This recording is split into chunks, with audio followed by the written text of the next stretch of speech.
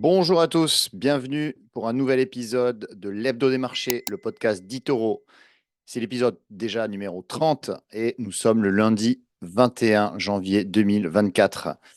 Alors, le sommaire de ce nouveau podcast, c'est tout d'abord les plus hauts historiques pour les deux indices américains que sont le Nasdaq 100 et le S&P 500. Pourquoi? On va revenir pourquoi ces deux indices américains font des plus hauts historiques, tandis qu'en Europe, nous, on patine, on est même en baisse depuis le début de l'année. Donc, on verra quelles sont les raisons de cette dichotomie entre US et Europe. Ensuite, deuxième partie, eh bien, on va revenir un petit peu sur les résultats d'entreprise qui sont nombreux cette semaine.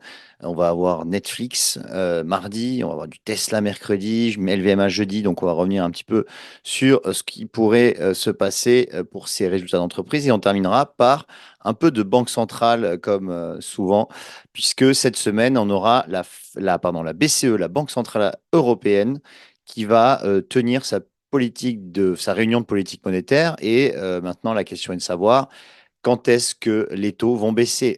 Voilà. Donc, on va commencer par justement eh bien, ces indices américains. Donc, le Nasdaq 100 qui a dépassé les 17 000 points largement, maintenant les 17 300 points. On a un S&P 500 qui a dépassé les 4 800 points, donc plus haut historique, qui ont clôturé la semaine dernière au plus haut du plus haut, tiré par le secteur des semi-conducteurs. Alors, les semi-conducteurs, qu'est-ce que c'est pour qui ne savent pas? C'est tout ce qui correspond aux cartes à puce, ces cartes à puce qu'on utilise de plus en plus pour l'électronique. On utilise pour tout aujourd'hui quasiment, hein, tout ce qui touche à l'électronique. Et donc, ces semi-conducteurs ont eu eh bien, de nouvelles poussées tirées par TSMC. Alors, TSMC, c'est Taiwan Semiconductor Manufacturing Corporation, et TSMC, donc c'est le numéro un mondial de la production de cartes à puces, de puces électroniques. Donc ces clients, en fait, c'est vraiment le début en fait des semi-conducteurs, c'est-à-dire que les clients de TSMC, c'est Nvidia, Apple, tous les grosses big tech. Et TSMC assure plus de 60% de la production mondiale, justement dans la gravure, dans la fabrication, en fait, hein, tout simplement de ces puces. Et TSMC a annoncé non pas des très bons résultats la semaine dernière, mais des résultats, mais surtout des perspectives qui sont extrêmement bonnes pour 2024, avec une croissance du chiffre d'affaires qui pourrait être entre 20 et 25%, notamment dû à la demande mondiale qui explose. Et donc ça a permis à TSMC de progresser de plus de 6%. Ça a entraîné tout le secteur des semi-conducteurs, Nvidia, qui progresse donc de plus de 20% depuis le début de l'année. L'indice SOX, hein, SO2X, l'indice SOX aussi, qui est au plus haut historique, qui est aussi disponible sur la plateforme eToro, vous pouvez aller voir. Et puis, tout le secteur des semi-conducteurs a progressé, ce qui a tiré et permis aux indices, notamment le Nasdaq 100, de inscrire un nouveau plus haut historique. Du côté des indices européens, pour le coup, on était en baisse la semaine dernière, à moins 1,25% pour le CAC, et notamment eh bien, les secteur du luxe qui a toujours un peu de mal, même si Richemont, hein, la compagnie financière de Richemont, qui est le numéro 2 mondial du luxe, hein, qui a notamment les marques Cartier, Jaeger-LeCoultre, notamment dans la joaillerie, eh bien, pardon, Richemont a publié des bons résultats, meilleurs qu'attendus, ce qui fait que le titre a progressé de 6%. Et cette semaine, on aura surtout LVMH jeudi matin qui va publier ses résultats. J'aurai l'occasion d'en reparler. On attend des résultats en demi-teinte, puisque la demande mondiale est toujours atone pour les produits de luxe, et notamment en Chine, où le bas blesse un petit peu en Chine. Mais il pourrait y avoir une surprise, hein, comme pour Richemont d'ailleurs, et s'il y avait une surprise, on pourrait repartir à la hausse, pourquoi pas.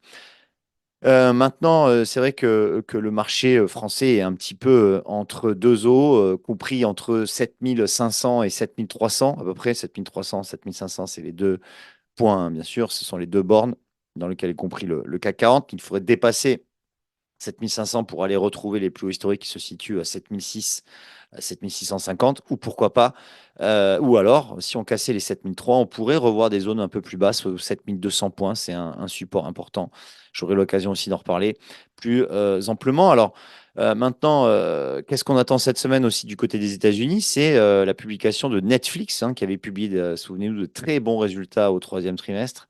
Est-ce que la cadence va se poursuivre, hein? Netflix, qui a mis, donc, qui a quand même les plus gros contenus, le plus important nombre de contenus audiovisuels de streaming, et aussi qui a mis fin au doublon, hein, des mots de passe, hein, qui permettait aux petits malins qui justement n'avaient pas de compte d'utiliser les mots de passe de leurs amis pour justement se connecter. Donc ça, c'est terminé pour du côté Netflix. Il y a aussi on verra si l'abonnement payant, pardon, l'abonnement payant avec publicité, donc qui est beaucoup moins cher, hein, qui est à 6 dollars par mois, est-ce que ça fonctionne?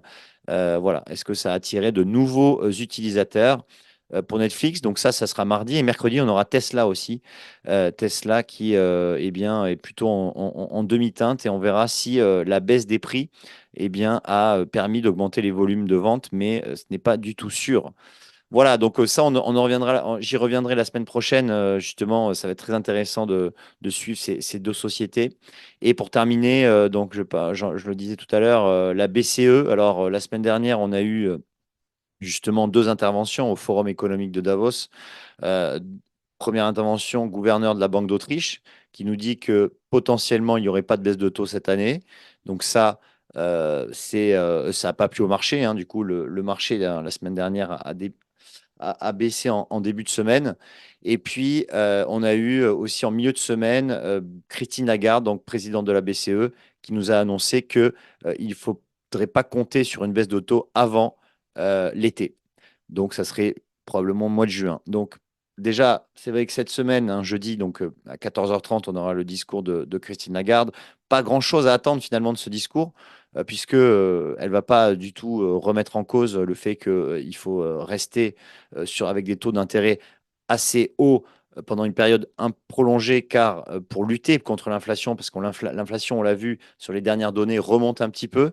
Et donc, si on rebaissait les taux trop vite, il pourrait y avoir encore une nouvelle flambée de l'inflation. Donc, les banquiers centraux ne veulent pas justement se risquer à cela. Et donc, on devrait avoir des taux d'intérêt qui restent encore élevés pendant un certain bout de temps. Mais bien évidemment, on le verra, et on en reparlera d'ailleurs avec Marc Toiti lundi prochain pour le prochain podcast.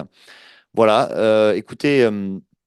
N'hésitez pas à vous abonner à la chaîne YouTube Itoro France, à liker si ça vous a plu. Et toutes les semaines, donc c'est un épisode, enfin c'est un podcast, l'Hebdo des marchés. Une fois sur deux, c'est avec Marc Toiti, le célèbre économiste. Et donc la semaine prochaine, je serai avec Marc pour débriefer justement de la réunion de la BCE. Et on parlera plus économie. Mais bien évidemment, je reviendrai, comme je l'ai dit, sur les résultats de Netflix et de Tesla. Voilà. Ce podcast est désormais terminé, pardon. Je vous souhaite une bonne semaine de trading. Faites attention, les marchés sont très volatiles. Et je vous dis à la semaine prochaine. Salut!